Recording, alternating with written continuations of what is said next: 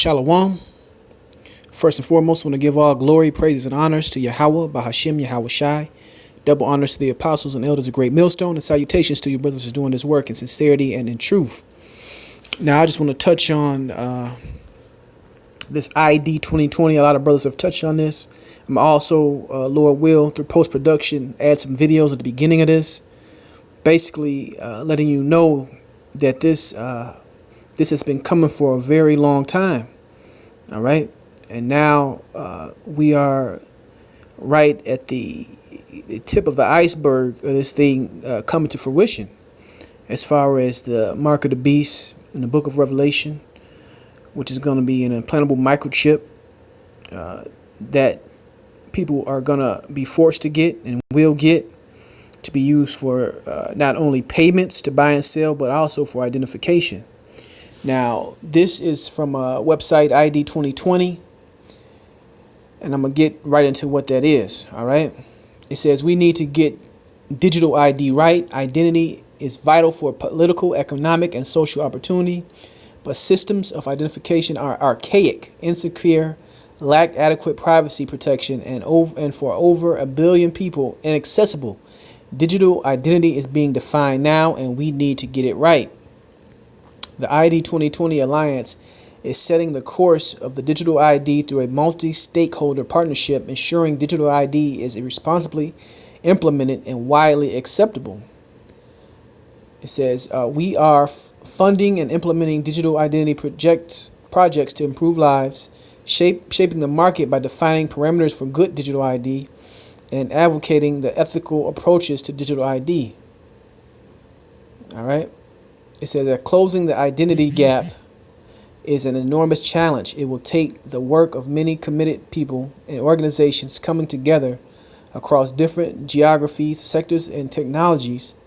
But it's exciting to imagine a world where safe and secure digital identities are possible, providing everyone with the essential building block to every right and opportunity they deserve, right? So basically, the elites, the people that run society, want everyone on the planet to have what they're calling a digital ID. And it's called 2020 because this is when they're finna really push and roll this thing out. So we're right on the cusp of this thing. And you have major corporations, it's Microsoft, Gavi, the Vaccine Alliance, another company, Accenture, huge companies, just to name a few, that are pushing for this ID 2020. All right. So I'm going to dive a little bit more into ID 2020. Let's see the overview of it. It says the ID 2020 Alliance is setting the course of digital ID.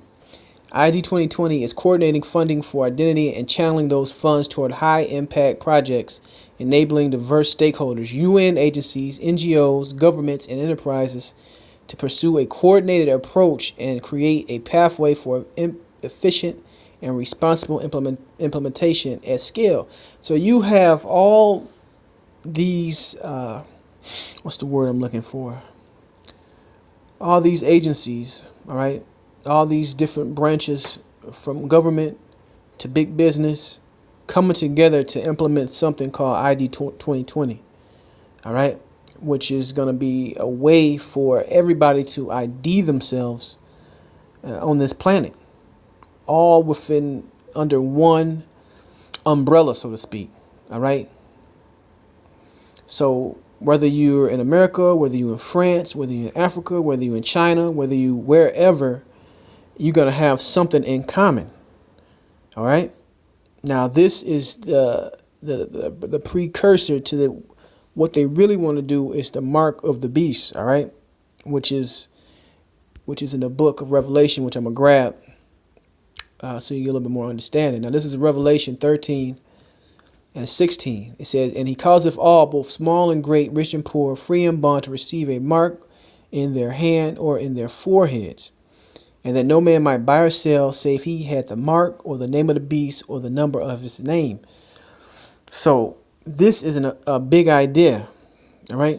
Not only is it a prophecy, but for this thing to be manifested in real life on this earth, you're going to need something the size of an ID 2020 to get this ball rolling, to get this thing in motion, so you can understand. All right. So, and this is even more partners. You notice the Rockefeller Foundation is one of the partners. ICC, Kiva, Mercy Corps, FHI, more and more and more. All right. So you can go in and check this site out, which basically they beat around the bush. Esau's not going to come out and tell you exactly how they're going to implement it. They want to beat around the bush. They're going to first say we want to register everybody. That's a key thing, register. So you're inside of a database. All right. That's how Esau works. He works in incrementalism. All right. Little by little. All right. So he wants to talk about registering you, everybody having a digital ID. So in case, because they like to talk about also in here about people from third world countries who may be from war-torn countries, and that's who they really are seeking to help. But it always starts with the poor and disadvantaged first before it's blanketed to everybody. So once we get those people on board with this ID 2020, then we're going to push it to the rest of society. All right? Just like the Real ID Act for the ones of you here in the U.S. It says alliance partners share the belief that identity is a human right and the individuals must have ownership over their own identity, which is bullshit. Furthermore, agreement to a shared set of principles lay the groundwork for the alliance's success. It says, 1, the ability to prove one's identity is a fundamental and universal human right. How are you going to prove it? Now, they're going to say through biometrics, which could be retina scans, fingerprints, voice, so on and so forth. But I'm going to show another article which they're doing, showing your ID or identification through contactless, basically RFID readers. Okay? Let me keep going. I'm going to show the article in a minute. It says, we live in a digital era. Individuals need a trusted, verifiable way to prove who they are, both in the physical world and online. All right. Over 1 billion people worldwide are unable to prove their identity through any recognized means. As such, they are without protection of the law. And they're not worried about this people. These people are worried about getting these people registered in their database. All right. Having control of that information. And then being able to cut them out of society if they deem them a threat. That's really what this thing is about. Okay, control. Most of those affected are children, adolescents, and many are refugees, forcibly displaced, or stateless persons. For some, including refugees, the stateless and other marginalized groups, reliance on national identification systems is impossible. Right? So they're going to supersede your nation. Supersede your citizenship. That's why the UN is a part of this. This is global. This is worldwide reaching. All right. This may be due to exclusion, inaccessibility, or risk, or because of the credentials they do not hold or are not broadly recognized. While we support efforts to expand access to national identity programs, we believe it is imperative to complement such efforts by providing an alternative. All right. Alternative to individuals lacking safe and reliable access to state-based systems. Right, so they're going to roll out theirs, and this is going to supersede the state eventually. Let's see what else.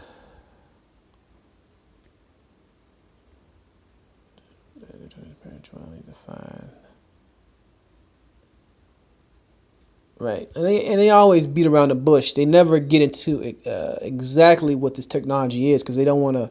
Like I said, it's like the frog getting boiled in a pot. They want to push it little by little, and they want to just focus on digital identity right now. Now, let me go to.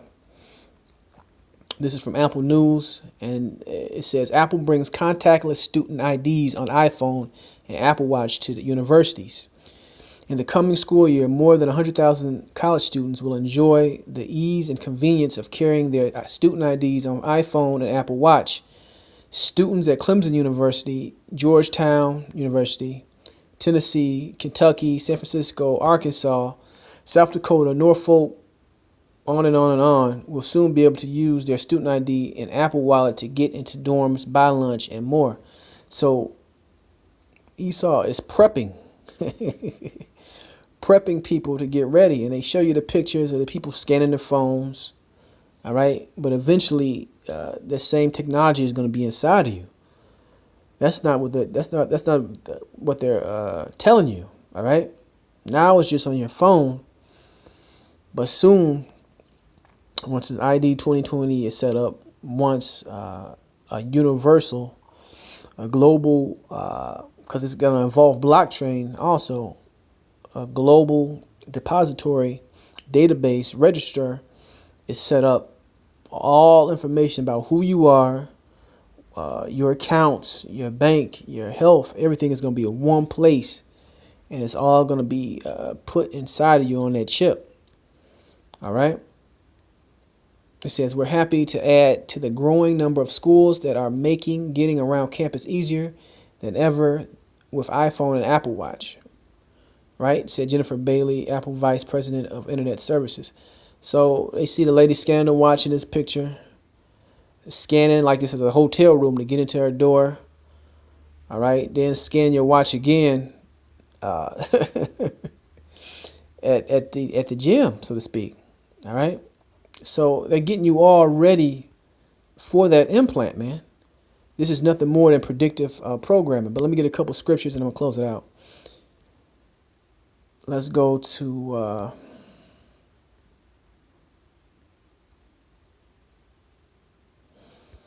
this is 2 Corinthians 2:11. It says, lest Satan should get an advantage of us, for we are not ignorant of his devices.